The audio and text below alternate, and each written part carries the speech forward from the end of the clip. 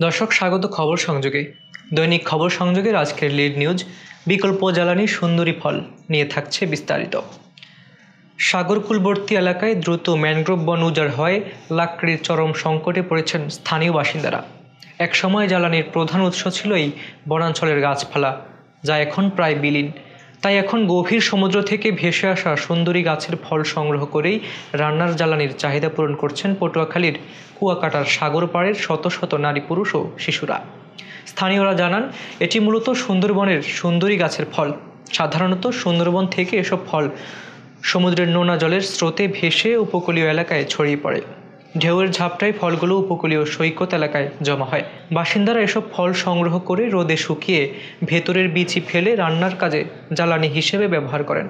জেলে মনির বলেন, আগে বন থেকে সহজেই লাকড়ি পাওয়া যেত, কিন্তু এখন মাইলের পর মাইল হাঁটলেও তা মেলে না। তাই এই সুন্দরী ফলই আমাদের ভরসা। গৃহবধূ মনিরা বলেন, লাকড়ির দাম বেড়ে গেছে, রান্নার জন্য আমাদের এখন সমুদ্র থেকে ভেসে আসা সুন্দরী ফলই সংগ্রহ করতে হয়, না হলে রান্না করা অসম্ভব। স্থানীয়দের অভিযোগ, প্রতি বছর সমুদ্র ভাঙনে বনাঞ্চল হারিয়ে যাচ্ছে। তাছাড়া অনিয়ন্ত্রিতভাবে গাছ কাটা, নতুন দালান তৈরি ও বসতি বিস্তারের কারণে কয়েক বছরের মধ্যেই কুয়াকাটার আশেপাশের ম্যানগ্রোভ বন ব্যাপকভাবে ধ্বংস হয়েছে।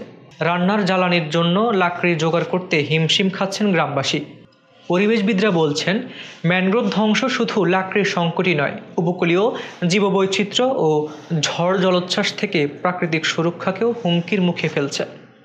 পরিবেশ বিশেষজ্ঞ ডক্টর মুস্তাফিজুর রহমান বলেন, ম্যানগ্রোভ বনের ধ্বংস একটি ভয়াবহ সংকট।